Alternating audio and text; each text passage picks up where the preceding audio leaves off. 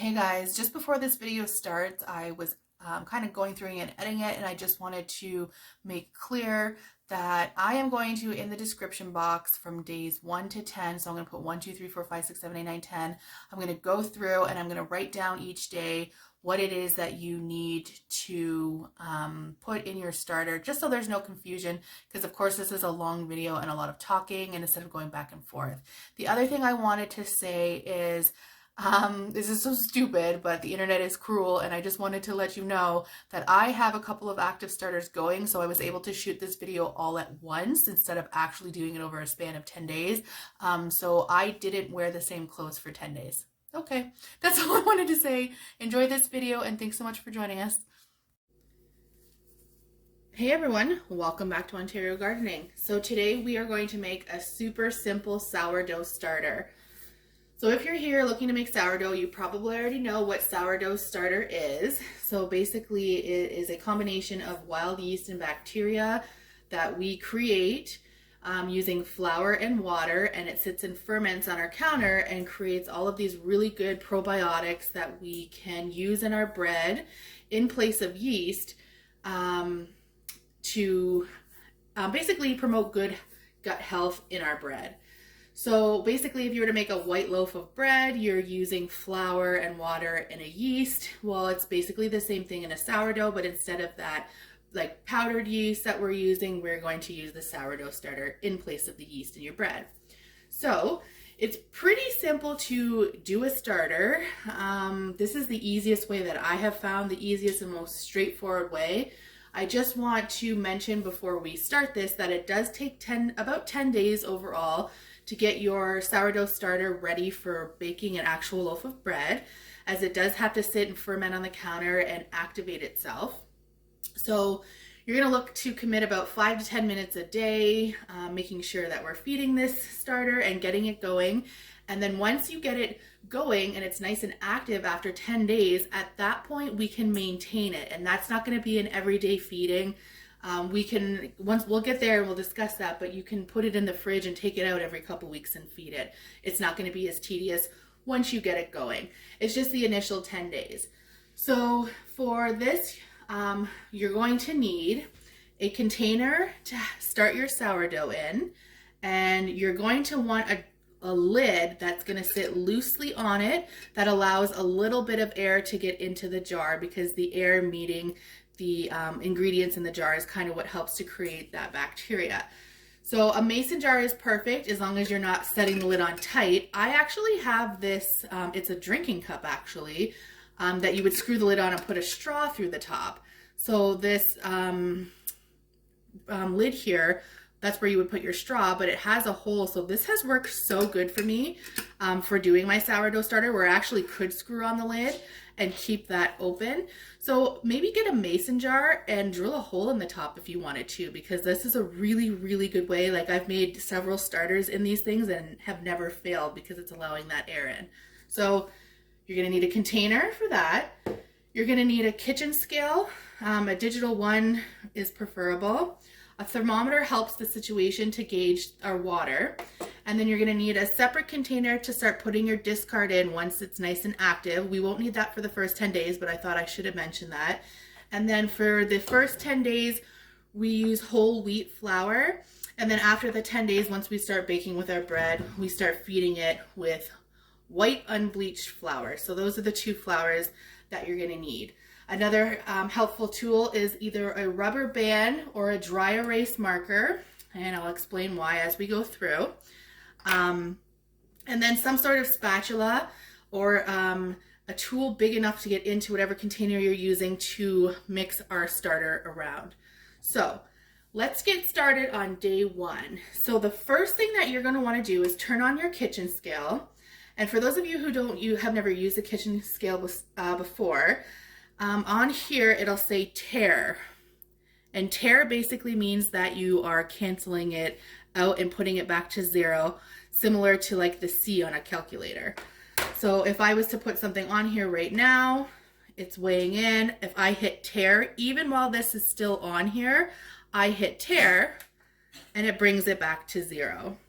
So moving along here, Make sure it's at 0. Without the lid, you are going to measure your container, and and this is in grams, so make sure that your digital scale is set to grams, and you're going to write this number down. This number is going to be important because we are going to need to know what this container weighs. So mine weighs 227, so I'm going to write that down, and I'm going to make sure I have that information. So once you have that written down, you are going to take your container, putting it at 0, making sure the scale is at 0, and we are going to add 50 grams of whole wheat flour. So we're getting rid of the unbleached because we don't need that quite yet. We're taking whole wheat and we're going to add 50 grams. So we're watching our kitchen scale. And we're getting in 50. And I would do it slowly. I would just do everything a little bit slow as you're first starting out, just to make sure that we're getting a semi-accurate reading. It doesn't have to be exactly perfect. So mine's 50.3, close enough. So we've added our whole wheat flour. Now we are going to tear that scale again and get it back to 0. Now we are going to add 50 grams of filtered water. And we are going to want that water to be at about 90 degrees. So that's where I said that this thermometer is helpful. So I popped mine in the microwave for about 20 seconds. And now I'm just seeing. So yep, it's about 90 degrees. It's actually 92, and that's fine. So we are going to add, making sure that scale is at 0, we're going to add 50 grams of that filtered water that's been put up to 90 degrees. And this is where doing it slow is good, because you can't really take water away to the flour. Once it's added, it's a big pain. Okay, so we've got about 50 grams of the filtered water. Now we're going to tear that. We don't need our kitchen scale anymore, so we can just get rid of that. Now we've got these mixed. Now we are going to want to take whatever utensil we have to get in there, and we're going to mix vigorously, because you want to make sure that all of that flour is incorporated into that water.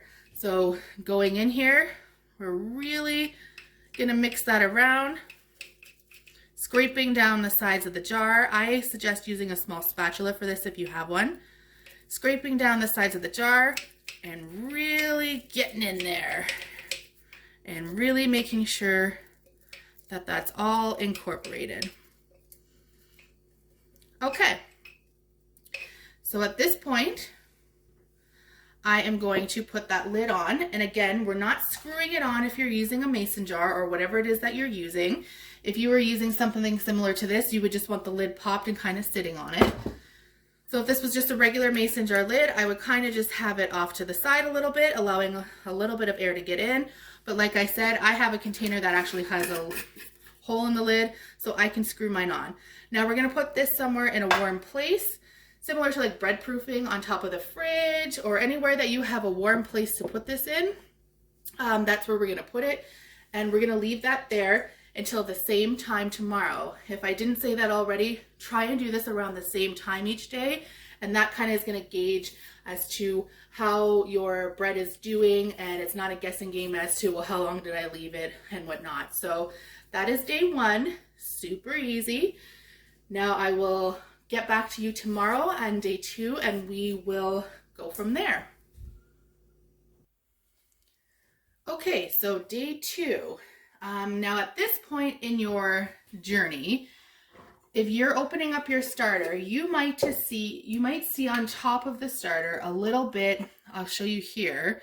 I turned the light on my phone. I'm hoping this is my saving grace, because I think the first part of that video was a little bit dark. But anyways, you're going to see on top what's called hooch, and it might have like an alcohol type smell. That's normal. So don't fret if you're seeing it and looks kind of dark and suspicious. It's fine. It just means that your starter is starting to become active and it's actually hungry. So you have 2 options. You can dump it off the top if it really bothers you. I actually just mix mine in, because I find that it kind of helps the process along. It's not bad. It's a good thing. So if I was you, I would just mix it right in and continue on. Now, The second day is kind of important as to why we took the weight of our jar yesterday. So, and I'm sometimes horrible at explaining things, so please show some grace because I am going to try. So my container was 227 grams. I only want to keep 25 grams of the starter that's in here. So for me, 227 plus 25 grams of starter, I only want this to weigh, when I have it on the scale, 252 grams. So if you had a container that was 200 grams and you only want to keep 25 grams of the starter, you need 225 grams total when you put that on the scale. So if you're putting it on the scale and it's coming up 250, you would need to take away 25 to get your 225. I hope that makes sense. I'm going to show you so I don't talk about it. I can actually show you. So I'm putting this on the scale and I've got a weight of 327. Well, that's not good. I need it to be 252 because I want to have my 227 from the jar and then the 25 left in here. So I need to do and keep taking away until I'm hitting 252. So I'm going to go ahead and do that. Now for this, at this point, we are not saving our discard, and discard is the stuff that is left over from your starter. We're not saving it at this point because it's not active. So I took some out, putting it back on the scale. I'm still only at 285, so I need to keep going until I get to 252. 272, so 20 more grams.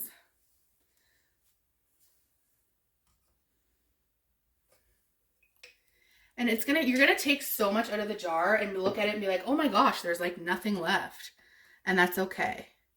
So at 259, I'll just take a smidge more out and get roughly 252. Do the best you can. It doesn't have to be perfect. Nobody's perfect. Your bread's it's still gonna work. No worries. Okay, so putting it on, I have 252. Now I'm gonna tear that out. So that means that I have my jar that's worth 225, and then, 227, and then my 25 grams worth of starter. So, sorry, my scale is acting up. So, at this point, we are going to add 50 grams of the water and 50 grams of the whole wheat flour. So we moved up from yesterday from 25 to 50. So it's filtered water that has been warmed up to at least 90 degrees, 90 to 100 degrees. So we're going to go ahead and add that. And we're going to 50 this time, remember. So day 2 is 50. I'm making a mess all over my counter. Okay, so we've got that. We're going to tear that out because at this point, we are now going to add 50 grams of the whole wheat flour.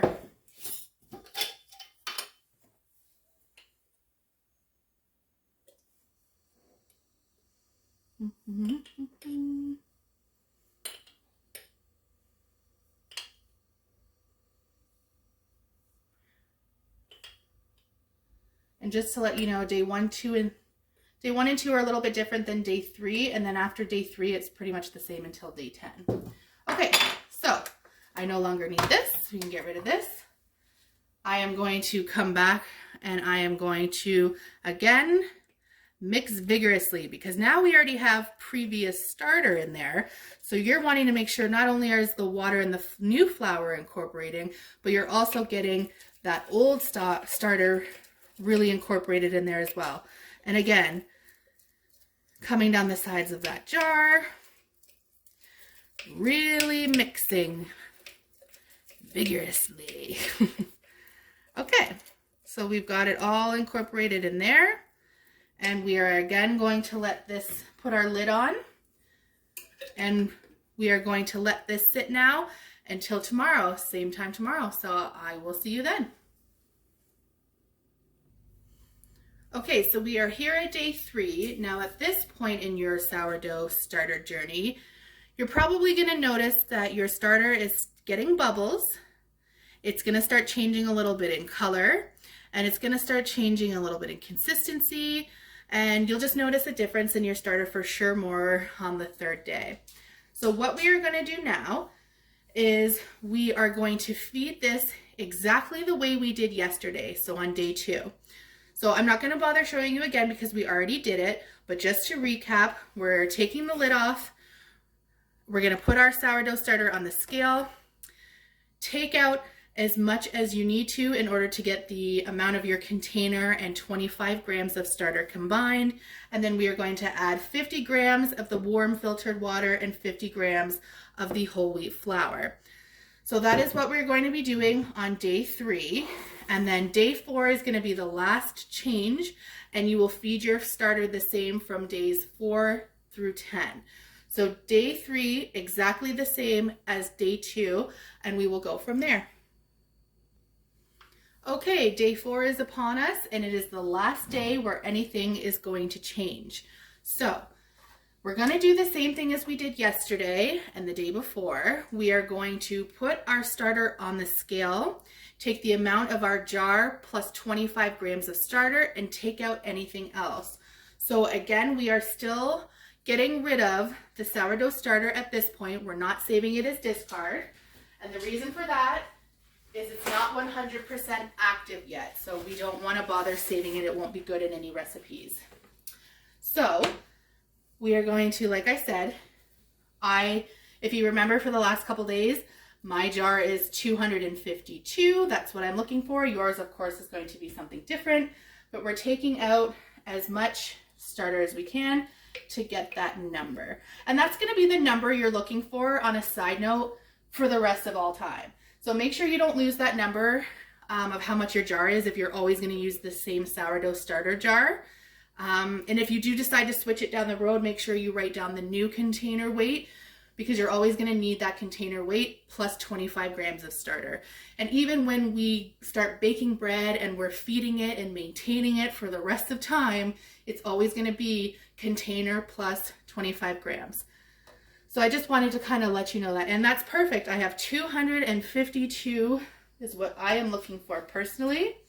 So the only difference between the last couple days and today is day 2 and 3, we have been adding 50 grams of flour and 50 grams of water. Now we are adding 75, and that's going to be it from now, which is day 4 until day 10. You're not going to be changing it again. 75, 75, and then 25 grams of the starter. So I don't really have to show you this, I guess, because at this point we kind of know what's going on. But we're going to add 75 grams. I'll show you anyways, because why not? It's the 75 grams of water. And remember that this is filtered water that's been warmed up to between 90 and 100 degrees. Oops, I went a little bit over there. So I went to 80. So I'm just going to pour a little bit of that out. And this is why I typically like to add the water first, because then I can pour a little bit of it out. Okay, 80, a little bit more. Okay, 75. Clearing that out. And now we are going to add 75 grams of that whole wheat flour.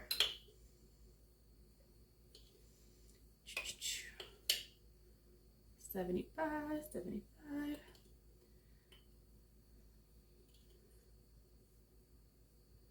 This is kind of a little bit of a waste of flour and water in my opinion at the beginning. But we won't really be wasting anything after this because, like I said, once you get that active starter after the 10 days, you can save your discard, like the things that we're taking out of the glass every day, and we can use it in recipes. There's so many different recipes, and I am going to share some as we go along this winter, but that's for another video. So we don't need our scale anymore. We've got the 25 grams of starter in there. We've got 75 grams of the water, 75 grams of flour. And as I said the last couple days, I'm sure you're annoyed with it already, we are mixing vigorously. So mixing that, making sure you're incorporating the flour, the water, and the starter all together. and getting that all in there. Now, this is where, so it's day 4, and between days 4 to 10 is when we are going to get that active sourdough starter that we are actually going to bake with. So here's my suggestion.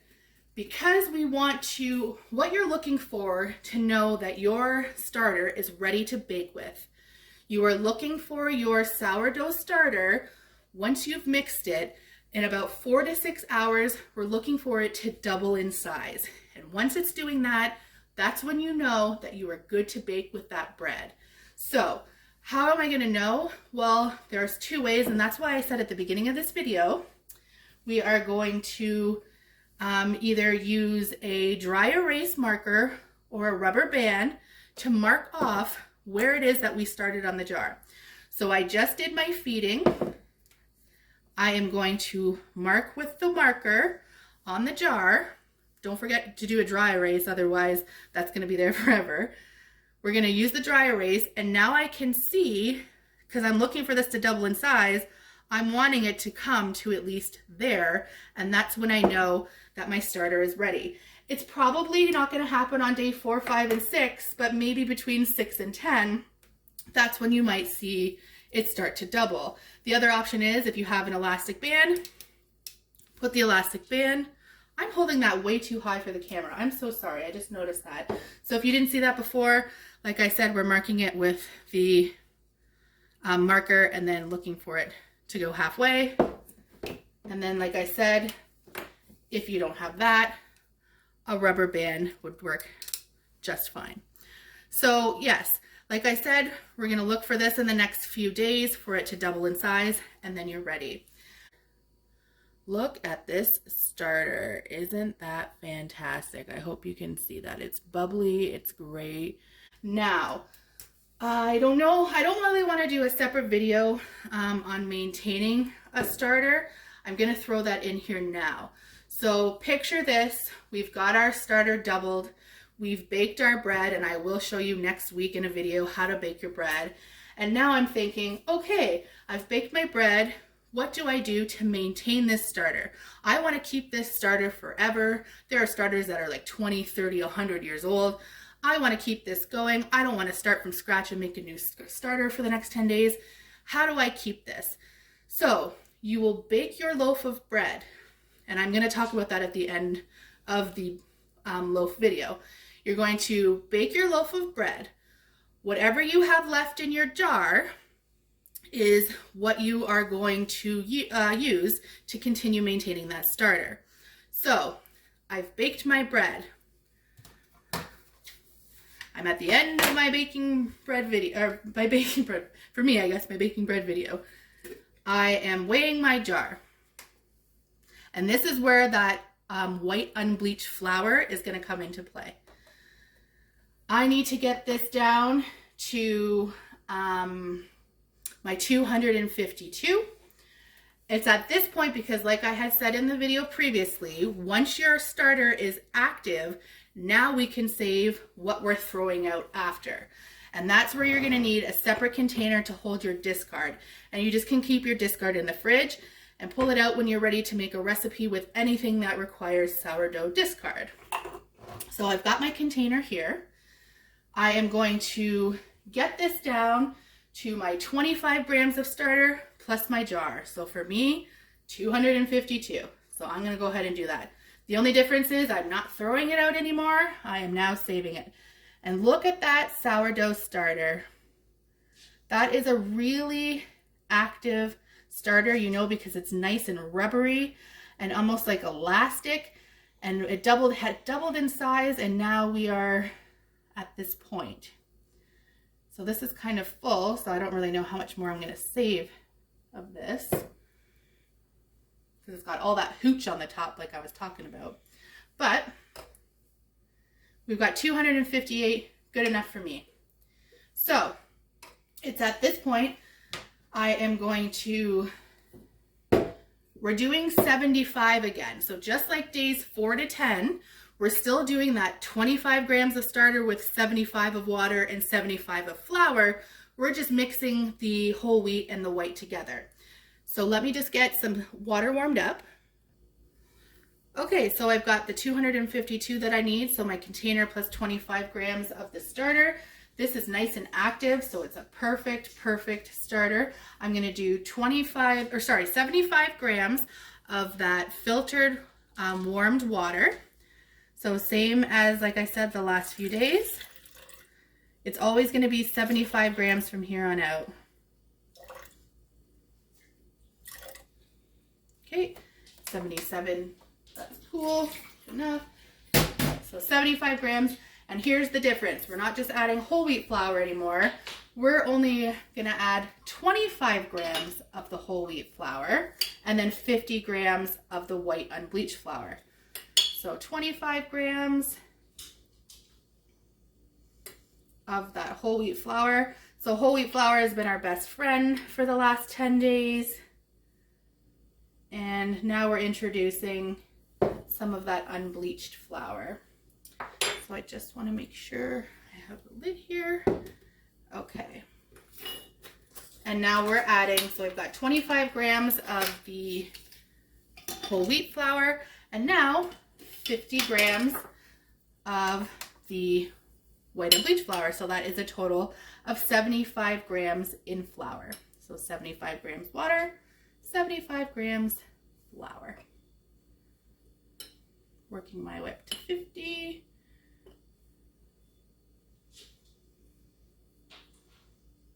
And perfect. Okay, so I don't need that scale anymore. Same as the last few days, vigorously. And this one, I am really making sure to get that all incorporated. And I just want to add, while I'm here, the first few loaves of sourdough bread with your first sourdough isn't going to be as quote unquote sour as it's going to be once you've had this starter for a while. It's like the longer you have it and the longer it sits, the more sour it becomes. I say that loosely because I don't really think it's sour per se. I just think it has that really nice flavor. Okay, so I've got that all mixed in. Now what I'm going to do is I'm going to let it sit here with my lid on until it doubles in size. And then once this has doubled in size, I'm going to throw it in the fridge. Once I have thrown it in the fridge, you don't have to feed this thing again until 1 or 2 weeks. I usually take mine out twice a month, unless of course I'm baking bread. I take mine out twice a month and I feed it once every couple weeks just to keep it good and alive. Again, so just to clarify, because my questions when I started sourdough, you take it out of the fridge, you would do exactly what I just showed you, container 25 grams, and then the 75 grams of flour and the 75 grams of water, let it rise, throw it back in the fridge. Take it out and that's if you're just feeding it. Of course, if you're baking your bread, you take it out, you wait until it rises, because that's the thing. If you're taking it out of the fridge, it's probably depleted and gone small. You got to wait for it to rise again. Bake your bread, feed it again, wait for it to rise, and throw it in the fridge. I hope that makes sense. If you do have any questions, put them down below. Of course, I will answer them. I hope I explained this well enough. I'm not usually, like I said, good at explaining things, so I did try my best. And yeah, I will show you what the active starter looks like. I took a video of what the active starter looked like, and I will pop it into the middle there somewhere so you can see what it is that you're looking for when it's big and active. And like I said, next week I am going to post a video on how to actually use that starter and make a loaf of bread. And I believe I touch in that video just again to remind you about refeeding it and setting it in the fridge to keep. I will continue on later on in the winter with sourdough discard recipes. I've got things like dog treats, pancakes. You can do cookies, cinnamon rolls. The possibilities are endless. You're using it in baking as you would anything else, just for that extra little bit. But yeah, thank you so much for joining me on this simple sourdough starter, and we will talk to you next week when we bake bread. Bye.